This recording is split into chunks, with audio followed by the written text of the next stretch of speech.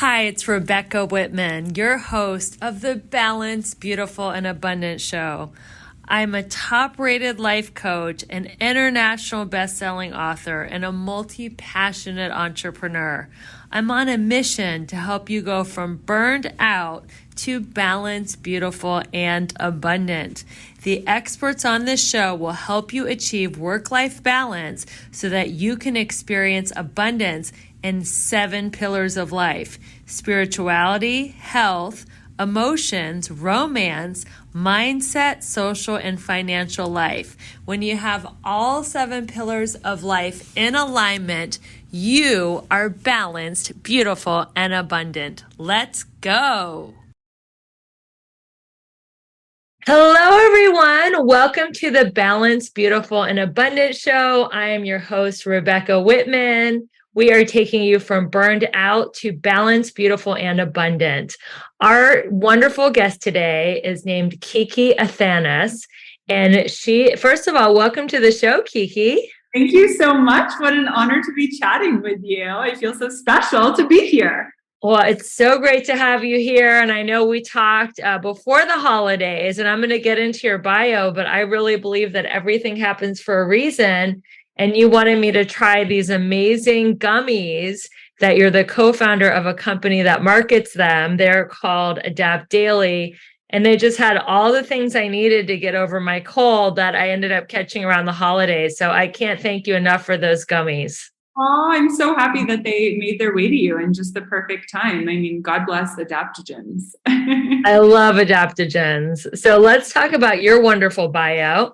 So Kiki helps smart women conquer emotional eating and practice healthy, balanced eating with consistency and ease. She created the gut-brain integration method to help women take control of their cravings and their hunger. Eating no longer feels like an eternal battle, and they can finally shed the excess weight. She's worked with hundreds of women to free them from food obsessed to balanced and confident about their bodies. Well, how perfect that you're on the Balanced, Beautiful, and Abundant show, and you're helping women to feel balanced and confident about their bodies. And so few women feel that way. Even the most beautiful, gorgeous actresses and supermodels, if you ask them what's wrong with your body, they could tell you in a second, right? Absolutely. And I love that I'm on the show because I love that the title also has abundance in it, because I always use that word with my clients in the sense of, mindset around food. It's like, get yourself out of deprivation and into abundance. And that is really the key, which I'm sure we'll get into. We'll get into that. But first, tell us your story with food. How did you get balanced and confident in your body? And what made you go from food obsessed to actually inspiring women to take control of their food obsession and finally gain freedom? Wow, it was quite the 180 flip around, because I very much was food obsessed. And even though on the outside it looked like I was just healthy and I loved, healthy eating and healthy living, it soon took a really unhealthy turn. And I eventually realized that, okay, my obsession with health is becoming unhealthy. And now there's a term for it. It's orthorexia. And I was the classic case. And I didn't really want to solve it, to be honest, until it started giving me actual negative side effects. So beyond just the sort of mental disturbance of knowing that I was thinking about food all of the time, and maybe there's more to life. But it wasn't until I started gaining weight and then losing weight. I had IBS. There was just certain things that it was debilitating in life. I even remember I was dating someone at the time and I broke it off with him because I felt like I'm so obsessed with eating and my gut, and I'm so prisoner to my bathroom that I literally just can't take on another thing. And so that's when I really realized, okay, I just want to learn how to eat normally again. And I don't want to give up my desire to be healthy and slender and fit, but at the same time, I just want to be able to go to a restaurant and kind of be like, this looks good, and eat it, and then not obsess about it for the rest of my life. And so I tried various things, but the real turning point for me was working with a coach who essentially shared a similar method. I've kind of changed it a little bit, but now I call it the gut brain integration method. And it really helps you drop back into the feeling in your stomach, into the visceral sensations that we have thanks to having a stomach, and really taking us out of our head and our head brain when it comes to eating and dropping into hunger and satiety. And it sounds so simple, but we, especially as women, lose that sense and that connection because we get so good at training ourselves out of it. We get so good at like, oh no, like I like this food because it's healthier. Like, oh no, I'm not hungry. It's 7:30. Like I can't possibly be hungry at this time. And so we just get so good at ignoring our cues and so my process is really about how do we bring them back because they're there. It's not that we have to recreate them or create them from scratch. It's about really calming all of the head chatter that we've consumed through diet culture or through whatever it has been that's disconnected us from essentially the actual visceral sensations in our gut. So what can someone do, Kiki, if they're like, I don't feel my hunger anymore. I'm just like counting macros all day and I'm intermittent fasting and I'm so focused on all the diet trends that I don't even know when I'm hungry and when I'm full. What would be some tips that you would tell that person? Yeah. Okay. So number one would actually be to wait for hunger. Because here's the deal, it will always come, right? And for a lot of us, especially if we're in any sort of deprivation or diet, we're very scared of hunger because it brings about this like emotional response as well, because it's like, oh my God, like you might be in deprivation, so that additional level of hunger is like very frightening, right? And so I would say neutralize hunger. Hunger isn't good or bad. Hunger isn't an emotionally traumatic experience. It's simply a feeling, right? We all remember when we were children and we felt hungry. It wasn't, we called out for food or we wanted food, or even if you think about if you're on vacation and you get hungry, but you're calm and everything's going well, and then you're hungry. Like you're not like, oh my God, I'm hungry, I'm going to rip someone's face off. It's just hunger. And that's what is the first thing to really recognize is like hunger isn't good or bad. It's neutral. And we need to wait to experience it. And the good thing is it always comes. And if you've been eating in excess for a long period of time, maybe it'll take a little bit longer to come. I've worked with clients where it hasn't come in days. It's taken like 2 days before they've actually felt hunger, but it will eventually come. And then you can respond appropriately to it by eating. And oftentimes, as you said, you mentioned the macro thing. It's, I have to eat every 2 hours. Oh, I have a workout, so I have to eat before this, blah, blah, blah. And we're not ever allowing hunger to just come. And hunger is a signal from the body that the body is chemically prepared to digest food. So it is inappropriate to put food inside of you if you are not hungry. And if there's, sometimes the kind of backlash I get on that is like, oh, but I just never feel hungry. Well, then the practice is to really reconnect with your gut, take time, slow down, and feel into the feeling in your stomach, because I guarantee you, if you don't eat, eventually you will feel hungry. It's not that you've lost it. It's just that, again, you've been super in your head. So neutralize the expectation and simply wait. And oftentimes it's all the head chatter of like, oh, but I should be hungry by now, or, oh, but it's this time, or, oh, but I'm going to go do a workout, so I have to eat. And rules of eating always end up leading to overeating. So drop the rules and wait for hunger is number one. What are your thoughts on some of the trends that are happening right now of ketosis and intermittent fasting and all the things, high fat, high protein, low carb? What is your opinion on that? So here's the thing. All of those trends actually have some truth to them, but unfortunately, they're like the tiny little bit of the truth is then, just purported by influencers and all of these things that we sort of lose the essence of it. Like, let's take intermittent fasting. Is intermittent fasting bad? Well, no, the essence of it is waiting to be empty, right? To digest all of your food and then allowing yourself to get to hunger before you eat again. That's essentially intermittent fasting, but we've turned it into this marketing thing of like, oh, like, only eat between 12 and 8, or, like make sure you go a set number of hours. We don't have to go about it with that rigidity. We can take the essence of why is intermittent fasting healthy. It's giving your body a break to digest. It's meaning that oftentimes you're going to sleep so that you can detox and the brain can detox and do all those things without needing to worry about digestion. And the reason, oftentimes women feel good on intermittent fasting is because they're able to actually allow themselves to get to hunger. The problem is when we use it to check out of our body. It's like, oh, I don't have to think about hunger. I don't have to check in to see if I'm hungry or I'm full, anything, because I just follow timing. And that's ultimately putting you in deprivation and is not effective. So the good thing is like all these trends, you'll actually follow them if you just eat intuitively, but you won't need to try to do them. The more that you try to do the trends, probably you're going to mess them up anyways.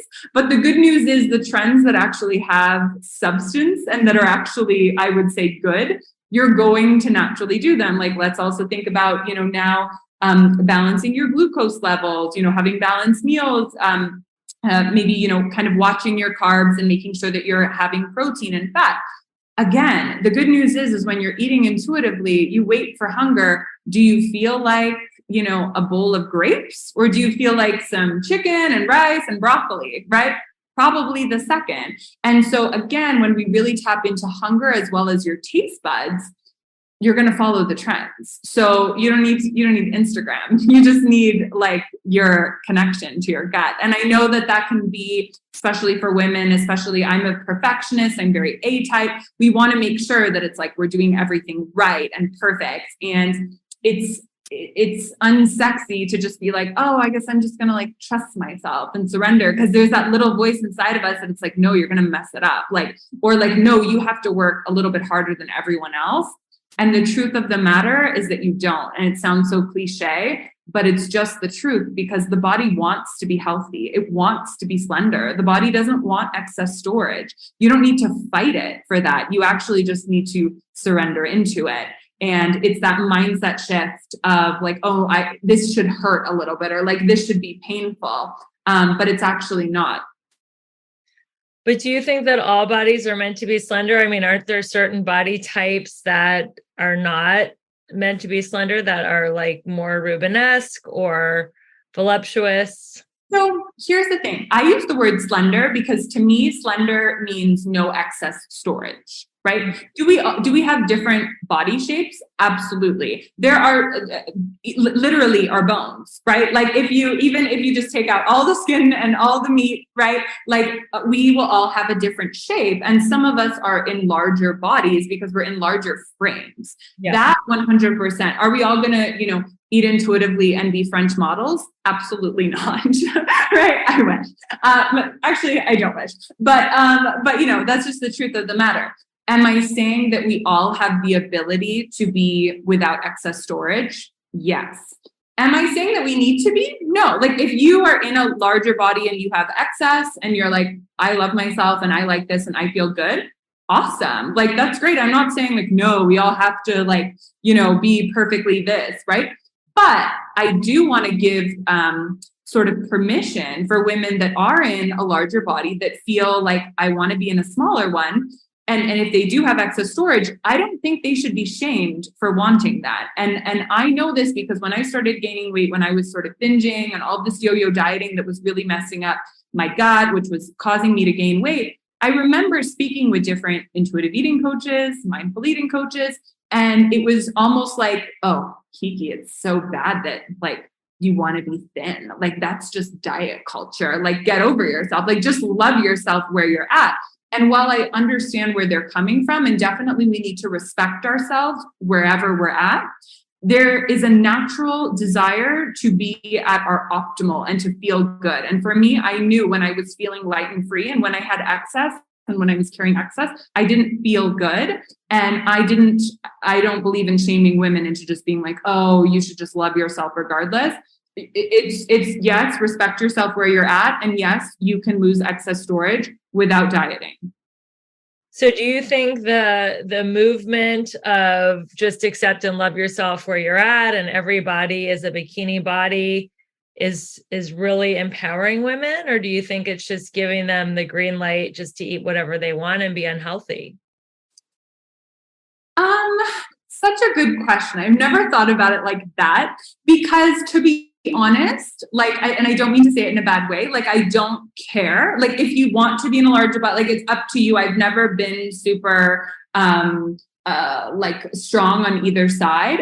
I think that there just needs to be more voice to women who genuinely want to lose weight from a place of love, that they shouldn't feel guilty about that. I think that, if someone's been on their journey and for them, their choice is that, like, you know what, I could go down that route of, like, kind of making more connected choices, or I could go down this route of just simply not making connected choices and loving my body the way it is. I think that's wonderful. If you want to do that as well, like, I'm all about freedom of choice. So as long as it's doing it from a place of choice. With that said, the coach inside of me knows that deep down you're not making fully connected choices, because if you're eating in excess, and if you have excess, you are eating in excess. And that means that ultimately you're using food as a buffer from connecting with yourself.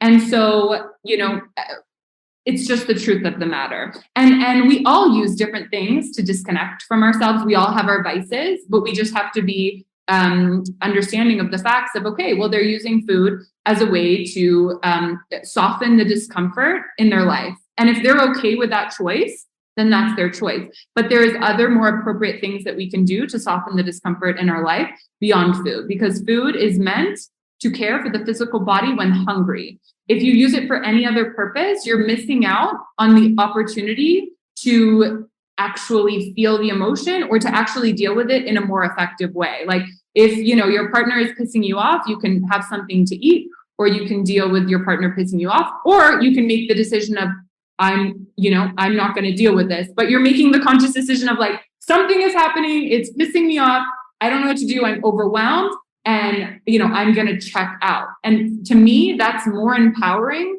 than just running to food, because you're acknowledging that it's like, okay, I don't know what the F to do, right? And that's a more powerful place to be, in my opinion. So food addiction is using food to not feel uncomfortable feelings, just like alcohol or drugs or shopping or gambling or sex or codependency or anything else. So we have a choice. To make an empowered choice is, instead of using food as an addiction to numb out, we can actually feel the painful feelings, process them out with a therapist or a coach or a trusted friend or an advisor. And that way we won't need to run to food to numb our uncomfortable feelings. Is that what you're saying? Exactly. And whether we're doing it through the excess or through restriction, because it depends, because I work with women on both sides. For some of them, it's not that they're using mass amounts to food to buffer, they're using mass amounts of control. And that's a disassociation with the gut in another way, because then they're not connecting with hunger. They're ignoring their body, right? And so it's the same thing. Whereas, the truth of the matter is, if you feel the feelings, and I often don't use this in my marketing, because women come to me because they think they have a food issue or a gut issue, or I have IBS, or, I have this weight loss. No one is like, oh, you know what? I think there's something going on with my life and I'm using food as a crutch, right? Some of them have a little bit of that awareness for sure. But most of the time it's not. And so they're telling me, oh, you know what? It's because now, like, I used to eat really low carb and now I don't eat low carb. I need to get back to it. I need to intermittent fast. And it's like, no, because we all remember, most of us, a time in our life when we ate the pizza occasionally, when we did, like, we weren't necessarily fasting on a schedule or anything like that. And yet we were slim, we were fit, we were energized. And it's like, nope, it's not the food. It's being aligned and being in the movement of your life and in your purpose. And when we get off of our path, then we turn to food either as something to control, to kind of take us away from the main problem, or to literally use it as comfort, right? And I think that's now very widely accepted. Like, of course, emotional eating, right? Like, yes, it's very much a thing. It's something that's pleasurable. We've literally been trained from a young age to, I even see it. I'm half Greek, like young Greek children, they start crying. Everyone's like, get her some food. Well, she's hungry, right? And we use it now. And even now as adults, oh, they're tired. Oh, you should eat something. Oh, you're this. Oh, have this, or you're sick. Oh my God, you need some chicken soup. We use food to fix everything, and food doesn't fix everything. Food fixes hunger. That's it. Everything else needs a different solution. Yeah. Well, I actually had a bout of anorexia in high school, and I was feeling so out of control because my first love dumped me and I couldn't get him back. And I felt so out of control that I started obsessing about food and how thin I was, because I'm like, well, I can't control if this guy comes back, but I can control how much food or how little food I'm putting into my body. So I like that you brought up the point that not only is food addiction actually being addicted to eating food, it can also be addicted to not eating food and the feeling of empowerment that can give someone in an unhealthy way. Absolutely. And I think that story needs to be told just as much, because especially with women that I work with that are on the more of the opposite side, where they admit to being overindulgent with food, they feel like they're so different than that person that's so restricted. And after working with so many women, it's like, it's the same thing, right? And I use the exact same process with both sides of the spectrum.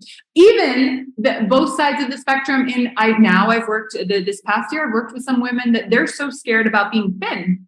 They want to be voluptuous and big, and their fear is like, oh my God, I'm too skinny. I'm going to be too skinny. They're setting alarms to eat more because they're waking up in the middle of the night to eat. Whereas, I always thought it must be the other way around, but it goes to show it's not the food, the body, it's all the mental head chatter that's disconnecting us from just responding to, am I hungry? What would I like? Because I always ask this question to women before I start working with them to know if it's going to work.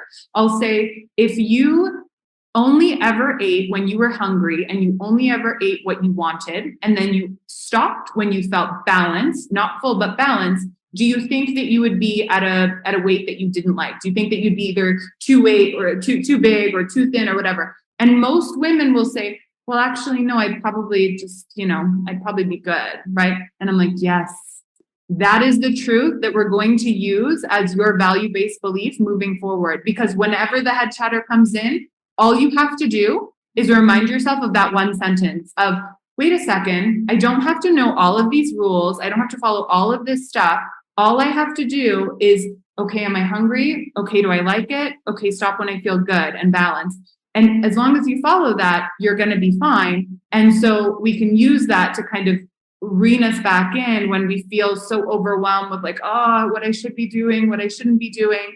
It really comes back to just taking care of yourself. And that's boring. It's not intense. We're addicted to intensity. We're addicted to optimization. We're addicted to this high level of, like cortisol, whatever it is.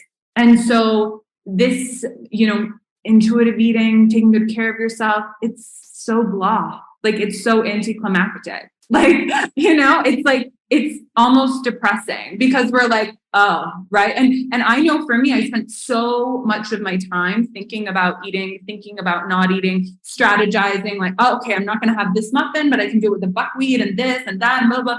And then once I got my time back, I was like, oh, like, this is so boring. Like, I just eat what I want and then I move on. What is it that I'm here to optimize? But we need to recognize that it's like, we are already whole and complete. Like, we don't have to maximize the utility of everything we do in life because it's exhausting. And the more that we surrender into, this bore that is life, we get all the benefits that we were chasing anyways. Actually, our skin clears up and we come back to, a balanced body and all of these things, but we can do it from a path that's super blasé. And we don't have to do it in the really intense way. So you say that people should stop eating when they're balanced. I heard you should stop at like 80% satisfaction. What is it to you when people should stop when they're balanced? Where is that on a level of satiety? Yeah, so I use with my clients, I use the hunger scale, and so if we think of 0 to 10, 0 being like you're totally empty, you would never get to 0. 0 is like you're dead, and then 10 is like, oh my god, you're like so full, like intense, right? And so I always say we want to stop at a 5.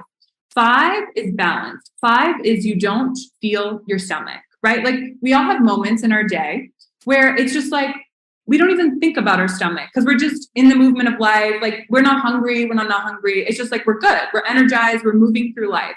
That's where we stop, right? We use food to fuel the physical body when hungry. And then when we're no longer hungry, we're energized. We can move forward. Food is meant to propel us, right? It's not meant to consume us.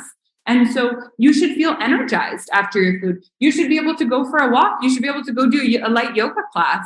And so I think I technically agree with the whole 80% thing, but I think that it still makes it seem like we're missing out on 20% that everyone else is getting. So I never use that verbiage because I think verbiage is super important. And I don't want it to feel like, oh, like everyone else gets 100, you get 80 because you're like losing weight. Do you know what I mean? Right. And so I say, eat until you feel good, right? It's not, oh, don't eat too much, right? It's, set the intention. I'm going to eat until I feel good.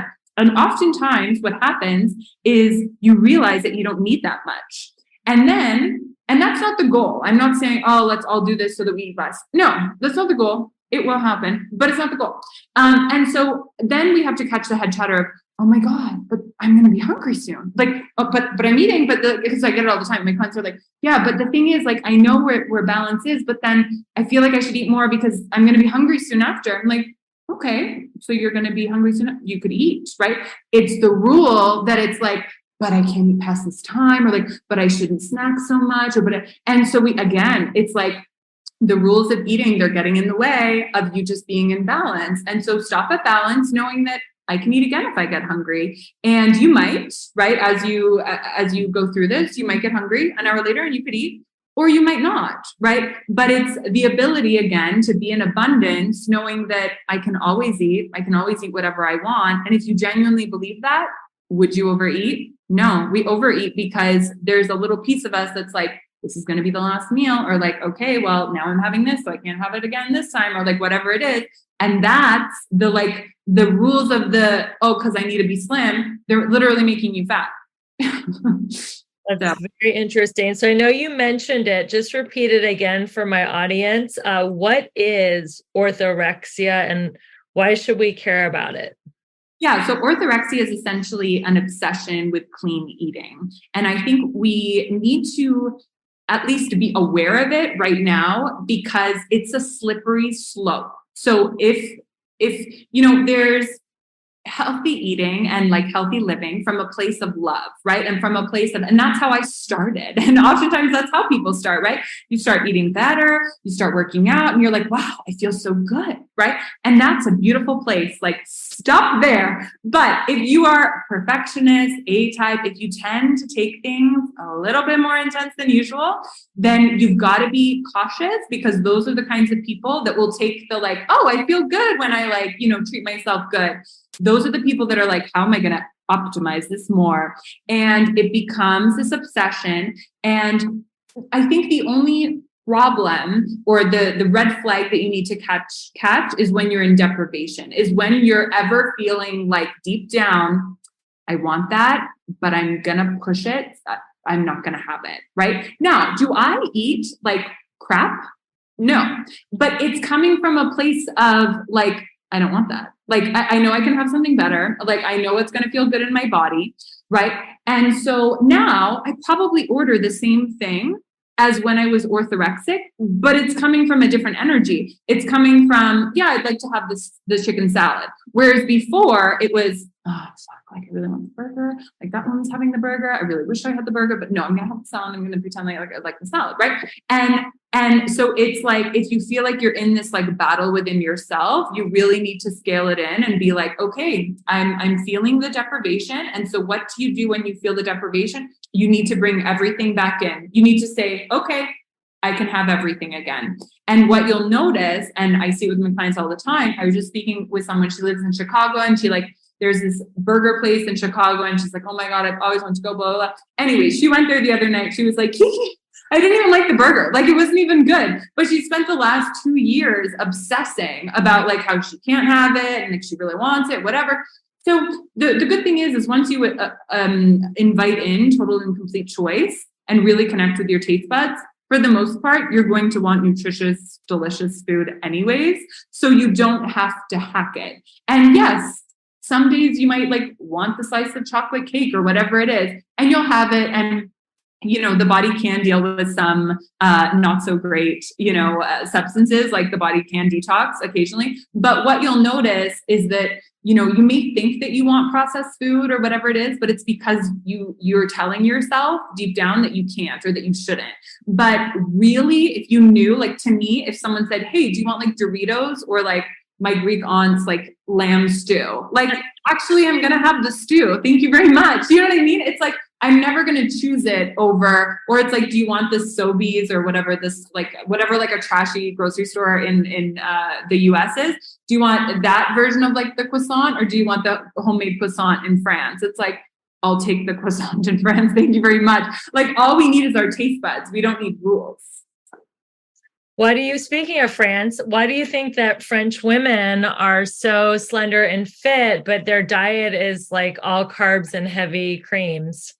So happy you asked. I don't even know, did I prep you for that question? This is so good because I use it in my course. I use France as the example because it's the perfect example of how we've all got it wrong. In America, North America, whatever, it's like we're all so obsessed with health, with superfoods. We're buying all the supplements, we're putting all the green things in all of our green juices, whatever. Yet we're all like, I need to lose weight, I need to get fit or whatever. And then in France, gluten, dairy, refined sugar, and smoking, and they're all like living their best life. I don't know, but you know, they're all generally slender.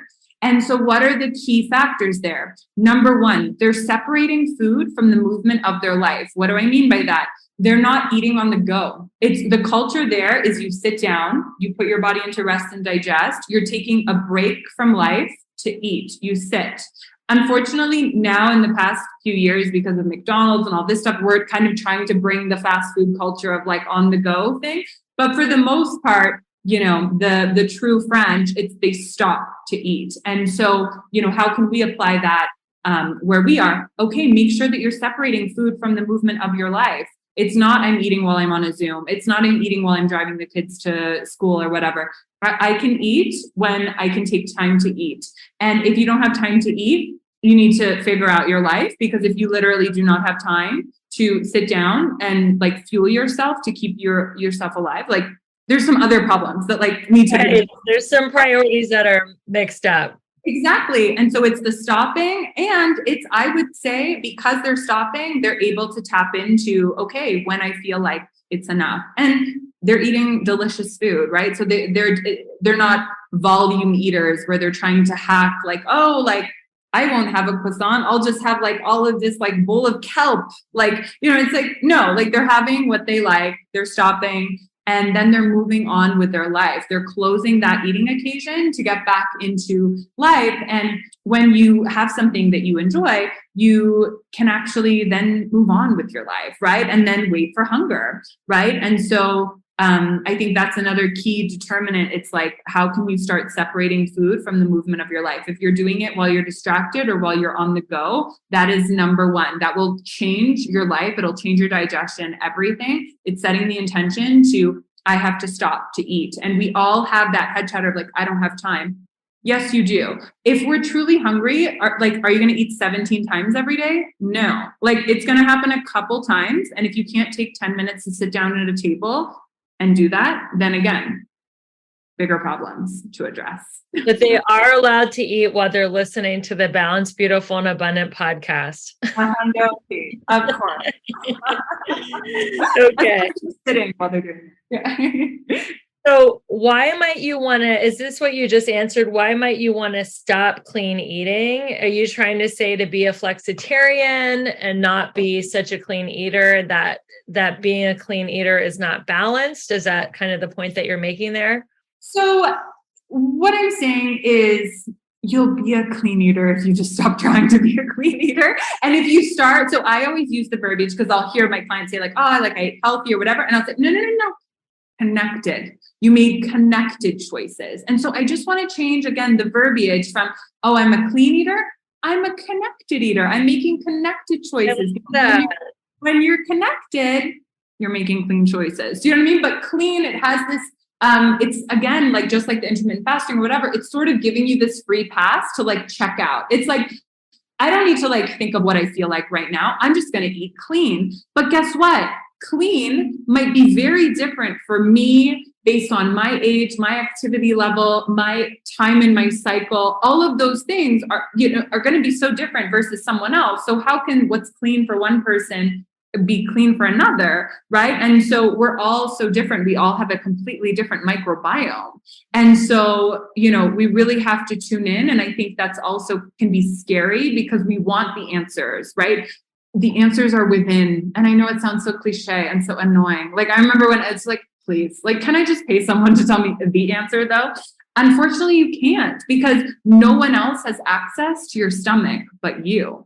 And so you really have to tap in. And I see it with my clients, that are low in a certain nutrient. It's like, oh my God, now I'm just craving lentils. And then I found out that, I needed this, whatever. It's like, yes. But again, we have to surrender into it. But if you were following, I don't know, like paleo, someone might have said like, don't eat lentils, right? And so everything's always changing, especially as women, especially because of our cycle, and that's why I'm not against the trends, because there are times in our cycle where it's sort of, we can fast for a little bit longer. And then there are times when we should be having more carbs, right? Because that's what we need. And then there are times when we don't really need that many carbs, right? And so the good news is you don't need to learn it. You can just tap into it. It's always there. So this is the last question. This has been a great interview. I really like connected eating versus clean eating. I'm going to incorporate that in my lifestyle. What is the biggest myth in the health and wellness industry right now? I guess I would just say that there's still information to be taught.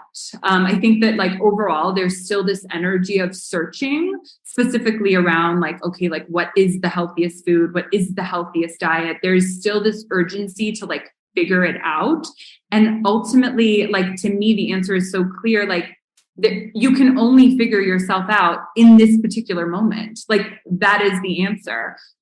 We can't market that. So that's not available or sexy or, a moneymaker. But I think that's the biggest myth. It's that we still have, with enough science, with enough testing, with enough, no, still nothing. Do you know what I mean? It's still just a matter of you truly tapping in. And that will never be replaced by more information or more studies. Really, really good. Well, Kiki, I have really enjoyed our time here. And I know that my listeners are going to want to keep in touch with you. Where can they find you on social media? Amazing. Thank you for asking. And it's been so fun. So my Instagram is Kiki_Athanas. My website is Kiki Athanas, and everything is Kiki Athanas. It's my name. Yeah. Amazing. Well, listeners, I know you got so much out of this. If you know someone who is struggling with food addiction, obsession, anorexia, bulimia, being obsessed with clean eating, which is, we learn orthorexia, and just a fixation on food in general, either the plus or the negative or anything in between, the macros, send them this podcast, give them freedom. Why wouldn't you want to give someone freedom? I used to have a best friend that every time we went out to dinner, she had an app that she had to pull up and she was counting calories. And I just felt sorry for her because here we are, we're in Hollywood, we're at a hot spot. We were like both single. We're trying to like, look hot, meet guys. And she's like in her phone counting calories. And I was just like, oh, I wished that I could give her more freedom. So if you know anyone like that who is a slave to their scale or to calories or macros or any of the food trends, please send them this podcast. It'll take you 2 seconds to copy and paste the link.